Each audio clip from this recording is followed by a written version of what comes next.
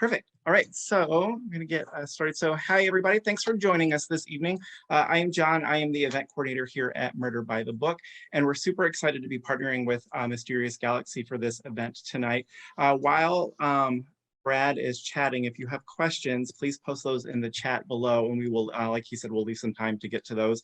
In the end, both Murder by the Book and Mysterious Galaxy have signed copies of the book, and if you miss any part of this, we will get it uploaded to YouTube. So if you have to duck out while you're watching, you'll be able to rewatch. But I'm going to turn it over to Nick, who's going to do Brad's official introduction, and he will get us started.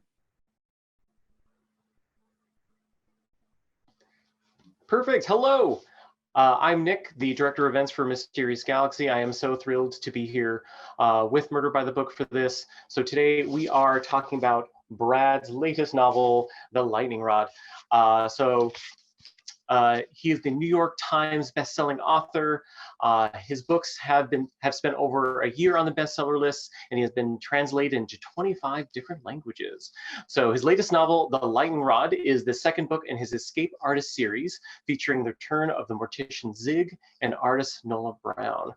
How are you doing today, Brad?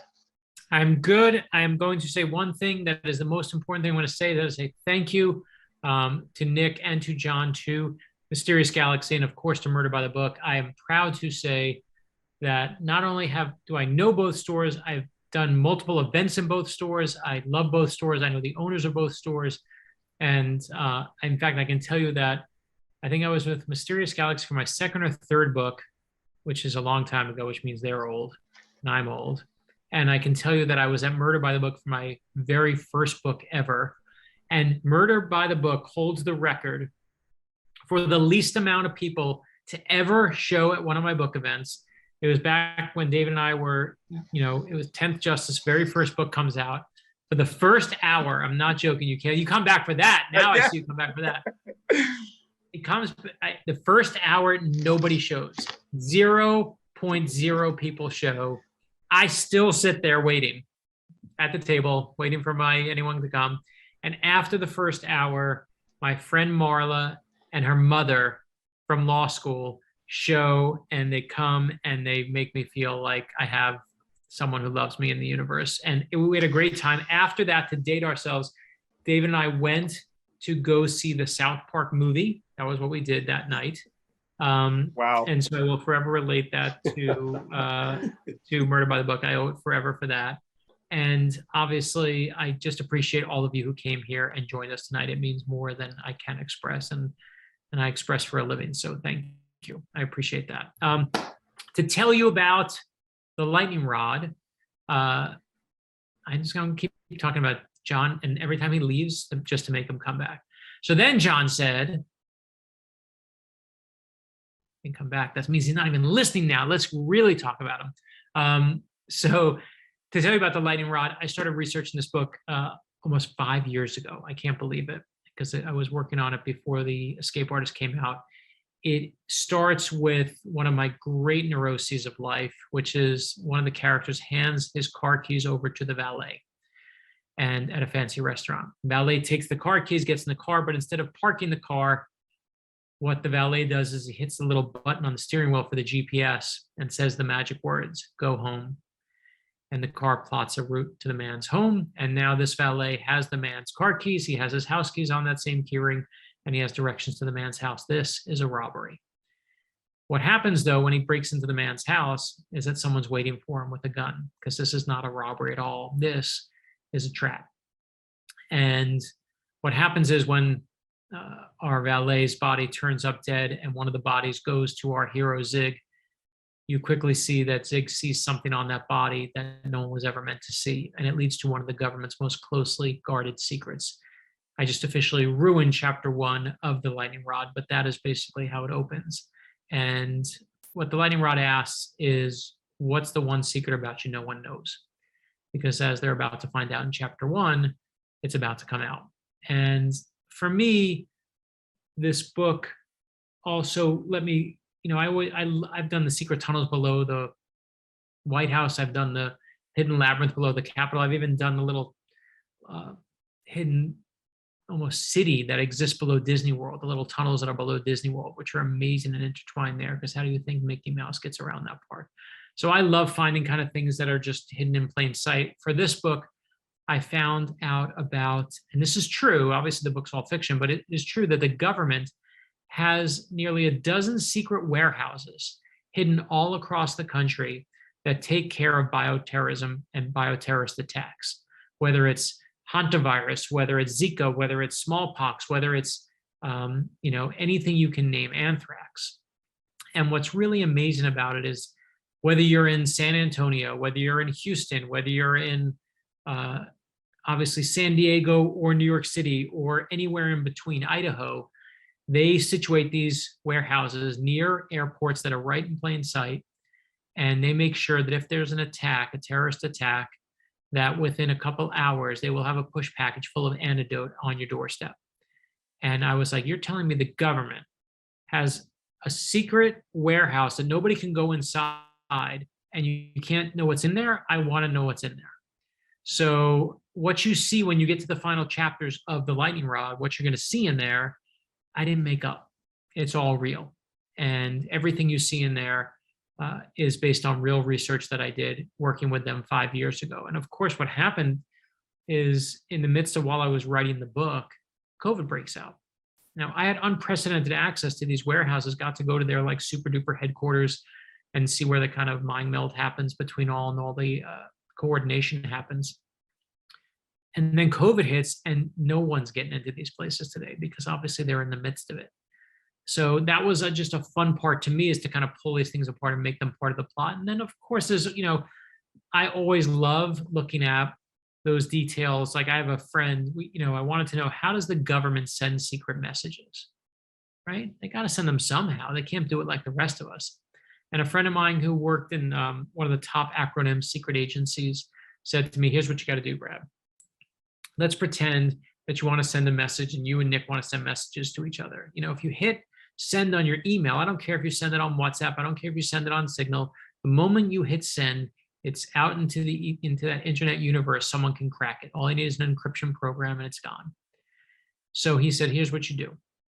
You're going to get a Gmail account or a Hotmail account or some basic public account. And I want you to go into that account and you're going to write an email. And instead of sending it to Nick, you don't hit send, hit save draft. And then you're going to go and give Nick the sign in to your email account. He's going to sign into your account. He's going to open up the saved draft, read the email that you wrote. He's going to write something back to you. He's not going to send it either. He's going to hit save draft. And now Nick and I are having a conversation without ever hitting send, without ever putting anything into that internet universe. And it was a great idea until General Petraeus used that idea, the former head of the CIA, used that idea that's in our book to cheat on his wife and communicate with his mistress. And I called my buddy. I'm like, I need something better now. Well, use that. And so what you see when you see Black House in here, where there's a White House and then there's a Black House. And when you see what Black House is, you'll see something that I'm not saying the government uses. I'm not saying they don't use it, but obviously it's based on real research. And it's a lot of fun to see the technology side of it play out. And then of course, beyond that, this is the return of Zig and Nola. And Zig and Nola are two of my favorite characters I've ever worked on. Zig, who works as a mortician at Dover Air Force Base. And I know, many of you, if you've read any of the other books, Dover is a place where our fallen troops go, where their bodies go when they die and are killed in action. And so it's where the astronauts' bodies went when the space shuttle blew up. It's where the victims of the Pentagon flight during 9/11, their bodies went to Dover too. And every kind of secret spy we have, our 007s, our CIA agents all across the globe, if something happens on their secret message, their bodies go to Dover too, which means Dover is a place that's filled with secrets. And I was obsessed with that. You'll see Zig and Nola. Zig is a mortician, and morticians, it's an interesting job because morticians, everyone think, oh, you got to deal with the dead. And being a mortician, I've realized over time, is they have nothing to do with the dead. The dead are gone. What morticians are there for the living. They're there to help those who are living. The reason you prep a body and you make a body look good and you make sure it's dressed right, and you rebuild someone's hand because someone says, I want to hold my son's hand one last time. The reason you do those things is because you're trying to help the living.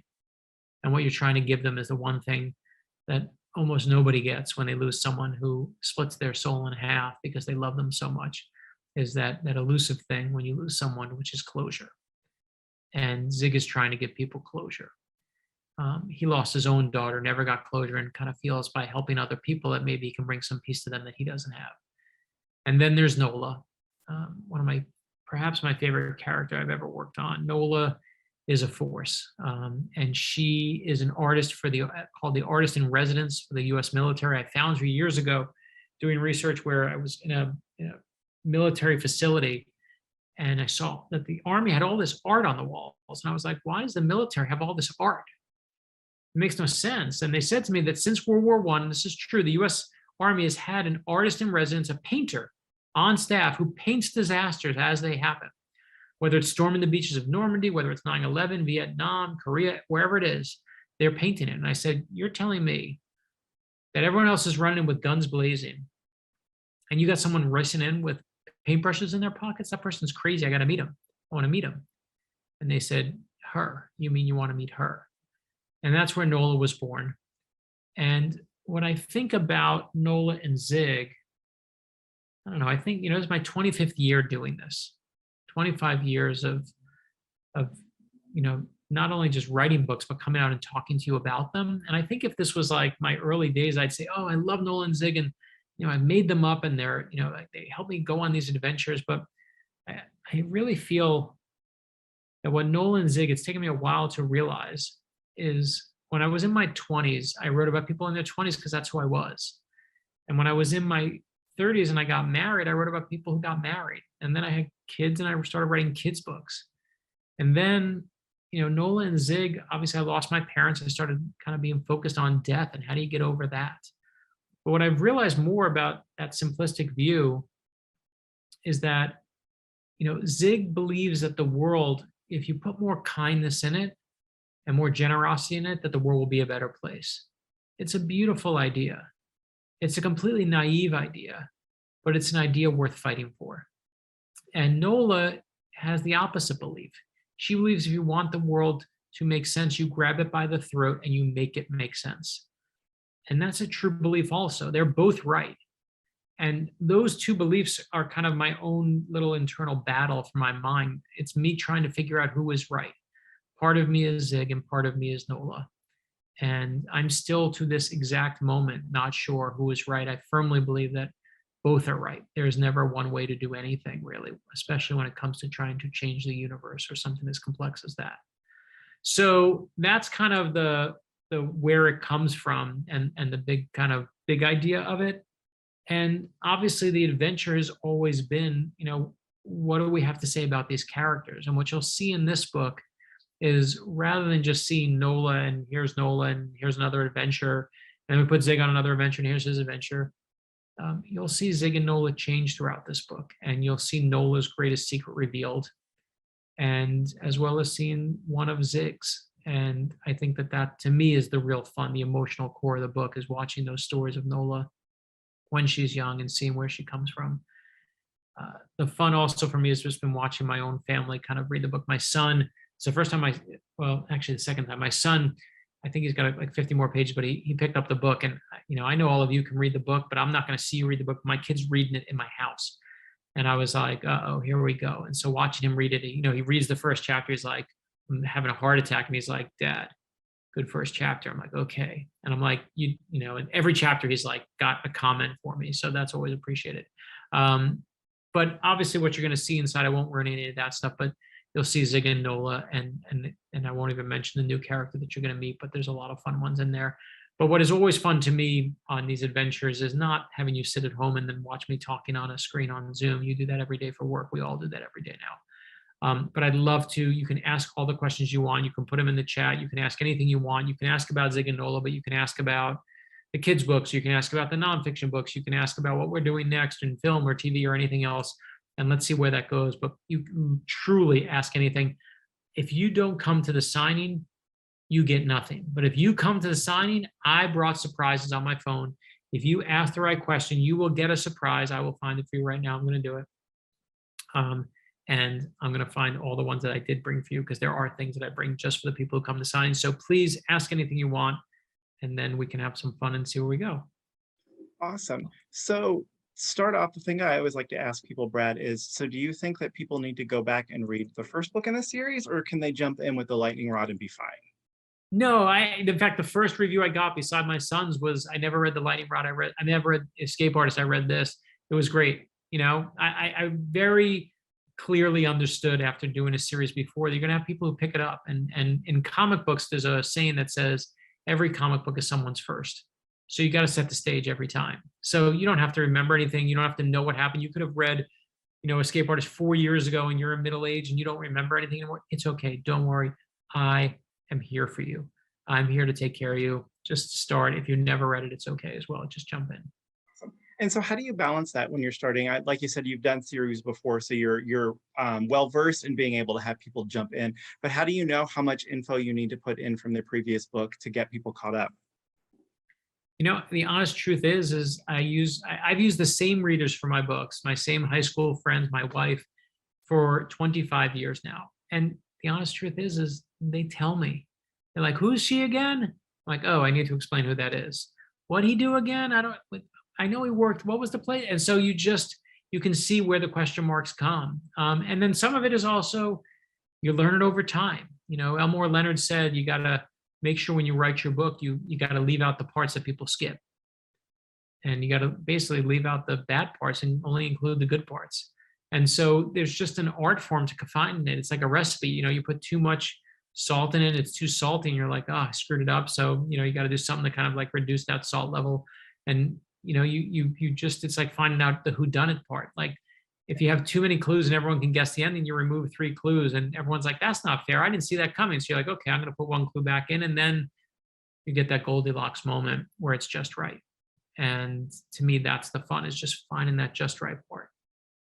So on that note, was there a scene or a cool bit of research that you wanted to include in this new book, but that didn't make it into the final draft?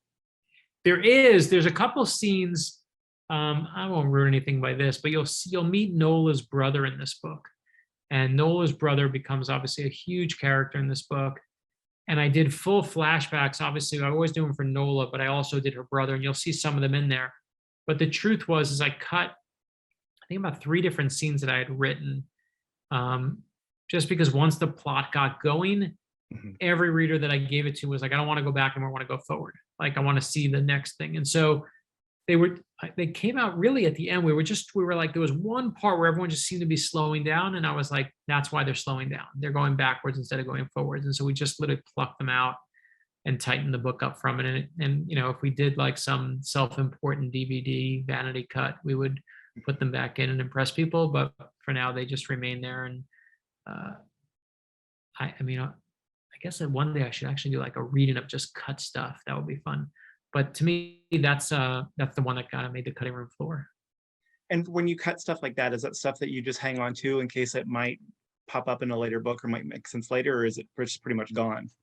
No, I like how you asked that. Like, are you so lazy that you're just going to regurgitate your own cut crap and try and sell it to us? No, appreciate that.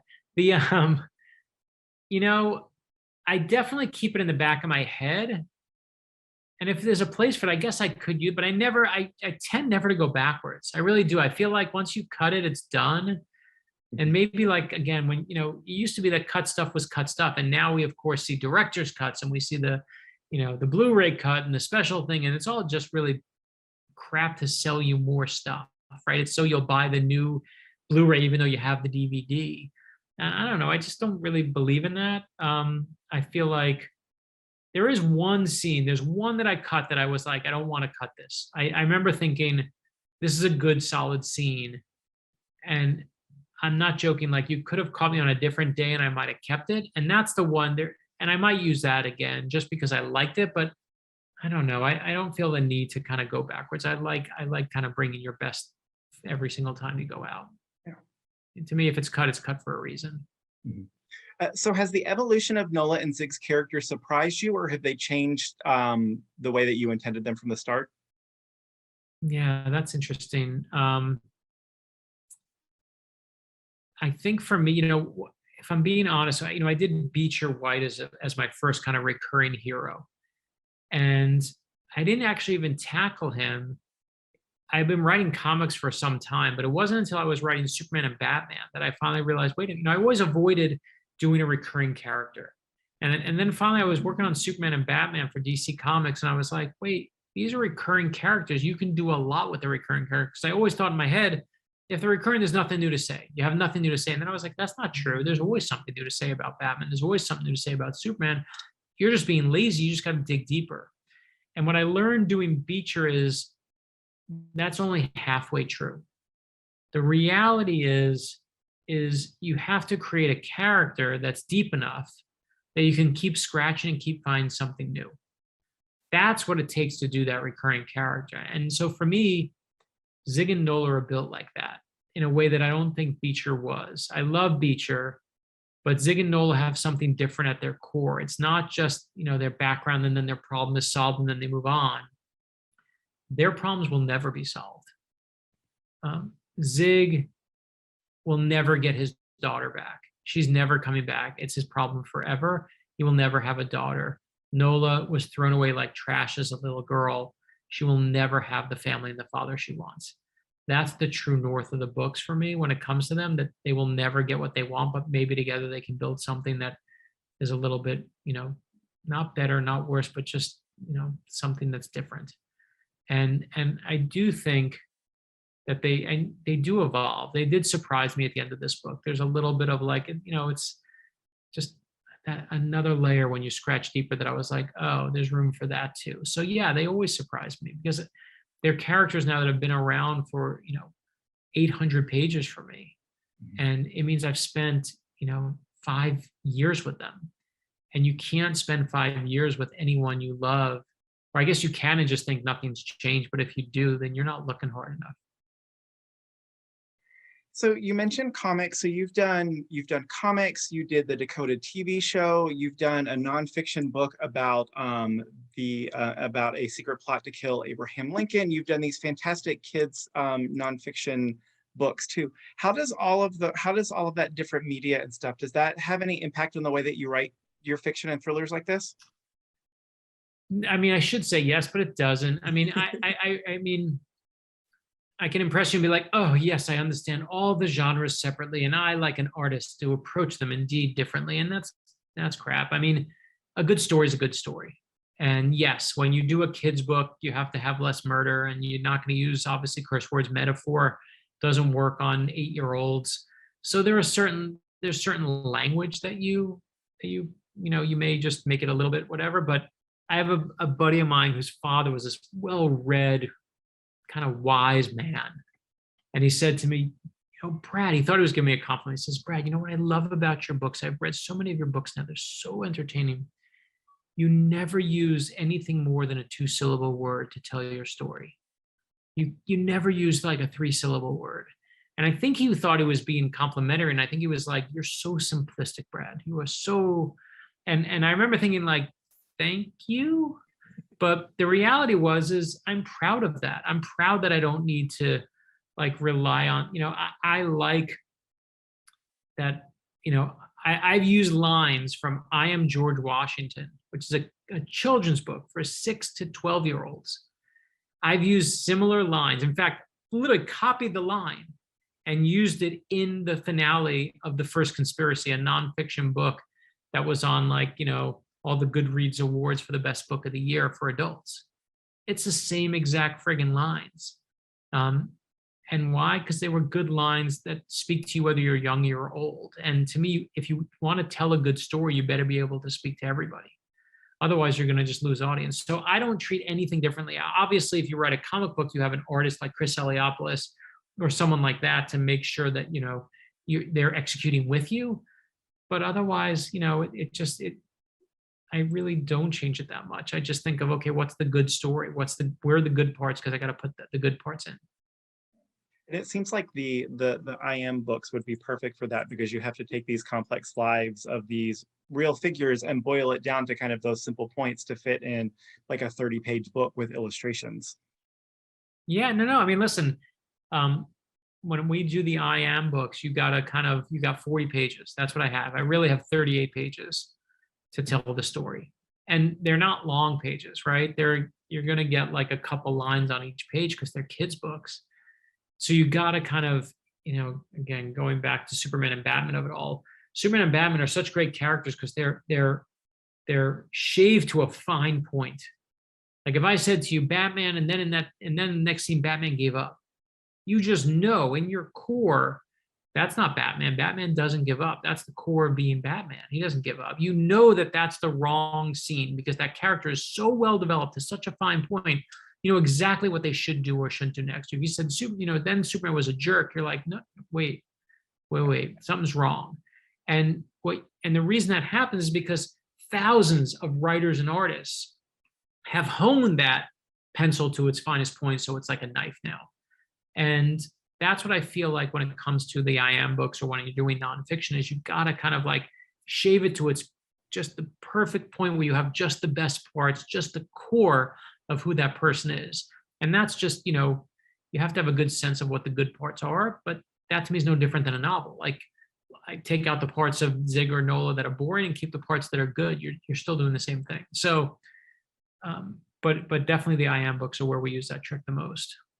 It's been so great to see, because we knew you first as a thriller writer. It's been so great to see people embrace the I Am books and just to see how many of them are now. I think the last time that you were at the store to sign one of those, I think there were maybe like 6 or 8 of them now. And it's always so exciting to see when you're going to announce like what the next group of people that you're going to be. We always love that.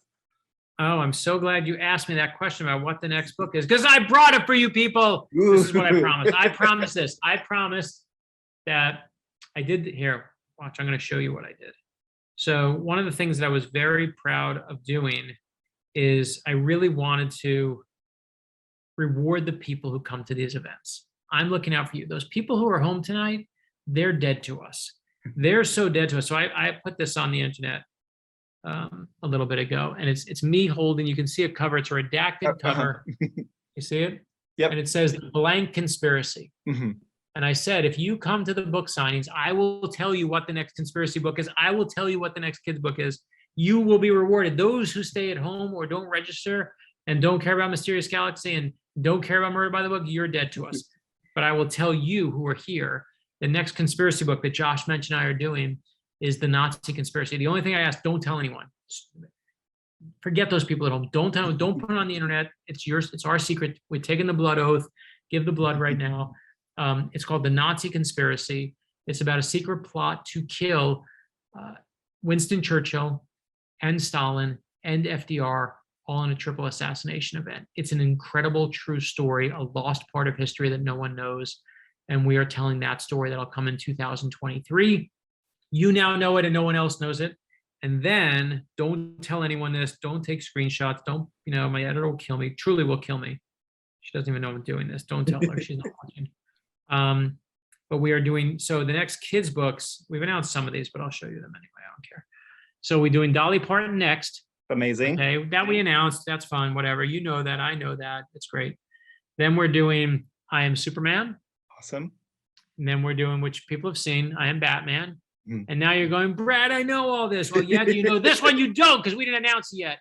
We are doing I Am John Lewis. Cool. It's awesome that Chris Eliopoulos has done for us.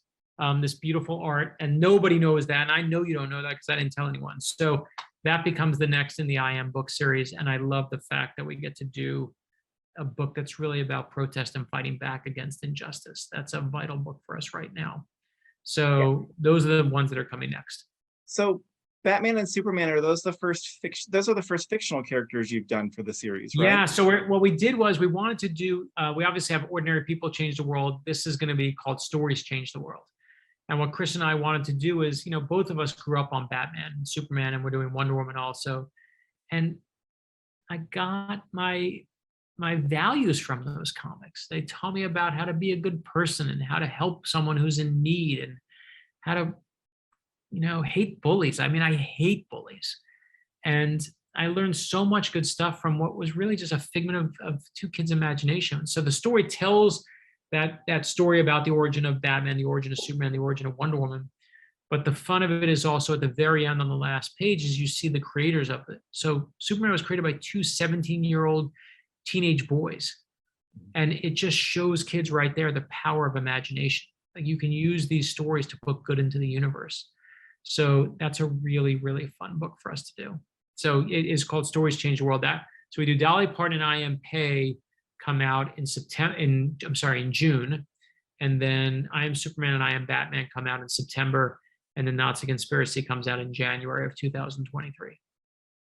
So when you're doing research or when you come across something like the Nazi Conspiracy, how do you decide what's going to be a nonfiction book, and how do you decide what you're going to keep and use for a fictional thriller? Yeah, that's the hard part. I mean, I found out about George Washington's secret spy ring that he had during the Revolutionary War, and I love that story. That he just didn't pick any, military people or anyone who was famous or well known. He picked regular, ordinary people because he knew no one looked twice at an ordinary person. And I remember saying to my friend in Homeland Security, wouldn't it be cool if you found out George Washington's spy ring still existed to this very day? And he said to me, what makes you think it doesn't? Ooh. And I was like, that's a cool idea for a book. So I took it, I made it into a thriller. I used that real life plot, made it part of the thriller.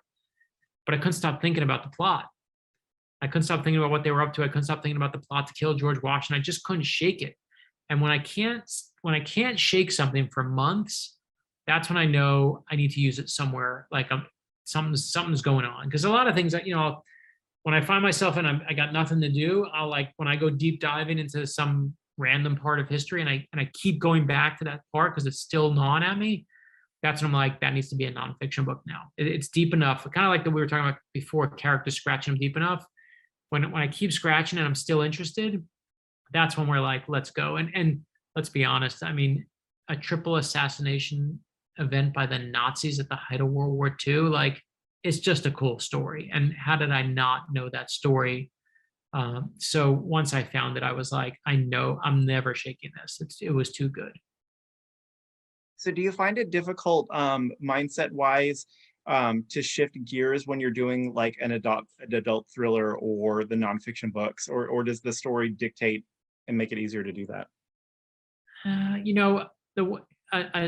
The kids' books are, again, they're 38 pages, so I can write them in a clearly quicker time than I can a 400-page novel that's blank on page one, and I got to fill the whole thing. I have an editor make sure I don't drive the bus off the road, but basically you got to fill the whole thing. This takes me 2.5 years. The other one can take me, a month. So I actually like shifting gears. It kind of gets me, like when I'm stuck on a Zig or Nola scene and I'm like, I don't know what I'm doing, it's just not working here. I got to make it better. I step away and I'll go do the kids' book and I'll know that's the time I need to do that. And then I kind of come back recharged and refreshed. It's like being on vacation. And of course, while I'm doing the kids' book, all I'm doing is thinking about Zig and Nola. Like I just want to get back to it. So it kind of refreshes me, recharges me. And so over the course of this book, I probably wrote, 6 to 8 kids' books, more than that. But each time left me like, it's why I think this book has just an energy about it, is because I kept coming baking and kind of refreshed for it. And so what kind of research do you do? Because it seems like between a thriller, nonfiction, and these nonfiction kids books, it seems like there would potentially be never-ending research. So what kind of research do you do, and at what point do you stop and start putting pen on the page? There's no better way to avoid writing than doing more research. Like you just keep going, man. It's just, and that's the thing, is if you don't want to write, just do more research, because there's always something new to learn. And eventually you just have to, I know when I'll say to my wife, I'm like, I got to start writing now. And I just know, because I know I'm just procrastinating. I'm just doing research. So it's just a vibe in here where I just know, no, I'm not really researching now. I'm just looking for excuses to not get my butt kicked on the writing side. So you find it as you get it. And how has the pandemic changed your writing process? Has it changed it at all? Of course, what's so interesting is the pandemic, my physical life in terms of my job, people are like, I had a job and I went to an office, and then now I'm on Zoom and I'm home and my job physically changed the least. I sat in a room for the past 25 years and talked to my imaginary friends. And then the pandemic hit, and I was still sitting in that same exact room talking to my imaginary friends. But the moment the universe said to me, you must sit in this room, you can't go out today, I was like, I can't sit in this room, even though I've been doing it for 20 something years. So the first 6 months of the pandemic, I just was not writing well. I just wasn't. I just was not. I was just worried about the universe, worried about my kids, worried about everything that was going on. And that really took a lot out of me. But as it changed my writing process, I don't think so. I mean, maybe I end a little bit earlier in the day than I used to.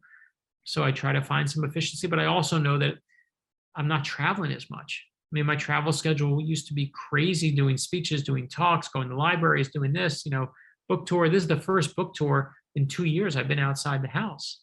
So it's that's the the one thing that shifted is just I've been home more. So hopefully, that gets me more focused, and I don't love traveling, so I've been thankful for that. So when you are reading for pleasure, do you read within the thriller genre? And what is something that you've read lately that you've loved? Yeah, I don't. I very rarely read thrillers. I mean, I read, the Schwab book, The Many Lives of Addie LaRue. That was like my favorite book of the year. I just loved that book. And I just bought, what is it, Vicious, and the other one. I bought both, like some little 2 books that I just bought because I was like, her stuff was so good. I want to see that again. I tend not to read the same author over and over because I feel like it's like seeing a magic trick. Once I've seen the magic trick done, I don't want to see it again. The exceptions I made, obviously, that Schwab was amazing. I think Gillian Flynn is brilliant. I've read all of her books because I just think she's at a level that's just beyond. But for the most part, I read everything. I mean, I read a ton of nonfiction of whoever we're doing next, and then whatever history I want to read for pleasure. I read a ton of young adult. I read a ton of comic books, probably more than anything else I read. And I'm constantly jumping between genres, between books. Mary Roach is one of my favorite nonfiction writers, but I just as easily could be reading, a young adult book. And I think when I was younger, I used to think like, I will read from a good review or a very smart and educated bookseller. And that's snobbery bullcrap. I mean, I've realized now that, especially when I go on tour, like I'm going to have the best reading list of anybody in 2 weeks when tour is done, because I've realized that there's a 13-year-old kid out there who will give me just as good a recommendation as any snobby reviewer. And I remember finding like so many books for just asking kids in line, what are you reading? What do you like? And if a couple kids say the same thing, I'm like, okay, I want that. That's going to be the great new thing. And they have great taste. Like kids have great taste and adults have great taste. So I literally, like, you're coming through my line, I will eventually be asking a couple people when there's a lull and whatever, what are you reading? And I just will collect out there and see what people like. I love Tom King stuff right now in DC, as much as I love reading Schwab, as much as I love reading, Mary Roach's, so everything. And for thrillers, just to answer the question, I don't read a lot of them because I take them apart. I don't really enjoy the ride. It's like a mechanic in a rental car. I'm trying to figure out what's wrong with it. Addie LaRue is fantastic. I agree, Nick. And I can see now the question, do I have a go-to book in times of comfort? Maybe this is a good place to end. I read Watchmen every year. Alan Moore is my favorite writer. I read that basically every year almost. It's certainly every 2 years, but almost every year I read that book again.